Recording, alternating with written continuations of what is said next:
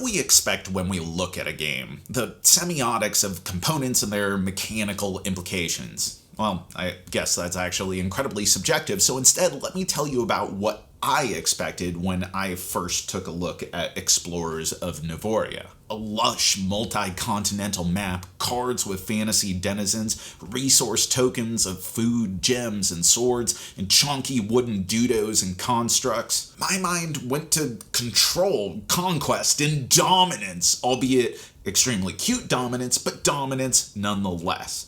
And instead, I got something altogether different. To break it into its basic parts, Navoria is a card drafting and worker placement game where the act of one influences the other, though each are independent acts to scoop points, resources that can be converted into points, or build and or explore in each of the 3 continents, which results in points. In each of the game's 3 rounds, players initially draft a set of cards from the display by drawing 2 wonderfully thick tokens from the bag, selecting one and nabbing a card of the chosen color, discarding the other to the town. From then on, a player can do the same, or alternatively take one of the discarded tokens from the town and use it to grab a card. The cards themselves are broken into category by color, with one-time or ongoing effects, but their functions all break down into the functions from earlier: resources, building, exploring, or straight up points. Once cards are drafted, players rotate one at a time, taking the tokens off the drafting area, the ones used to select cards, then place them selecting bonuses corresponding to their colors, with the first of each color granting the juiciest pulls. Once all tokens are off the drafting area, players collect income from blue and purple, or kinda pink cards, which is strictly points based on the race types you've drafted and how far your explorers have gone. The player with the furthest explorers in each continent's tracks gets a point boon. Explorers are then returned to the furthest along outpost they built, then repeat for the second and third rounds, then call it a day.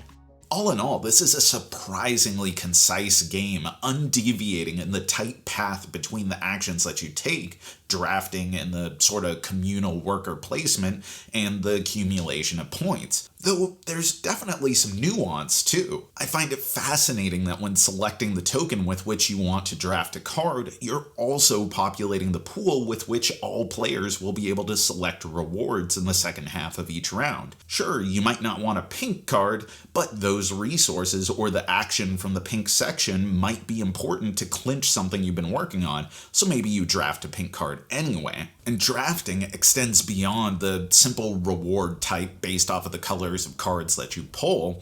Each card also has a race badge on it, a type of denizen that is in this world, and not only does that feed into the rewards on the blue cards, but the first and second player to get 5 matching symbols of a race claims the endgame point multiplier randomly assigned to each of the 4 races at the beginning of the game, switching up the decision space a bit each play.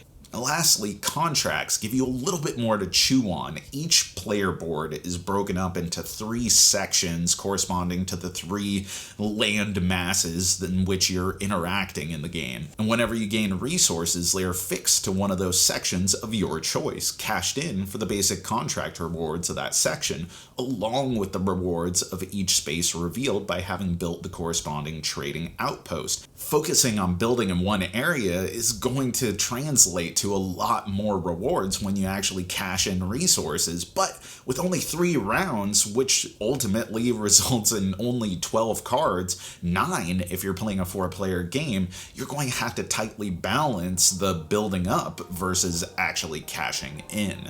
Overall, Explorers of Navoria feels surpassingly cohesive, albeit slight, which partially may come from the expectations that I put on the game by seeing the lavish production with a big old fantasy map and loads of characters. Meaning on its own merits, I find it charming, though I wish there were more avenues through which to interact with the game, more strategic layers with which you could approach it differently each time.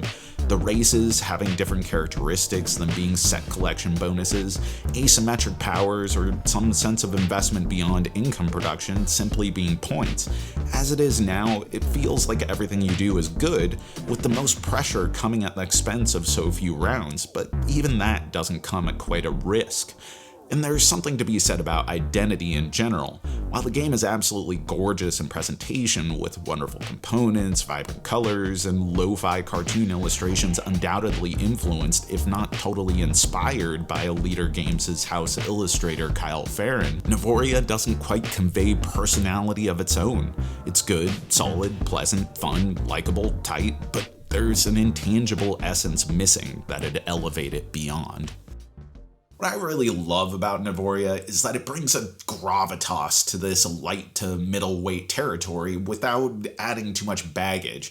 I've seen so many overproduced games that, in a desire to bring lavish production to a simpler system, actually ended up bogging it down. But there's a real elegance to Navoria that makes use of what it provides without sacrificing cohesion and approachability. And even though there is this sort of ephemeral absence that leaves me wanting just a little something, some sort of edge or a little bit more personality, some sort of resonance to just hook its teeth into me a little bit deeper, it's still beautiful, tightly constructed, and charming, easy enough to teach to just about anyone, but with enough meat on its bones to have a good time.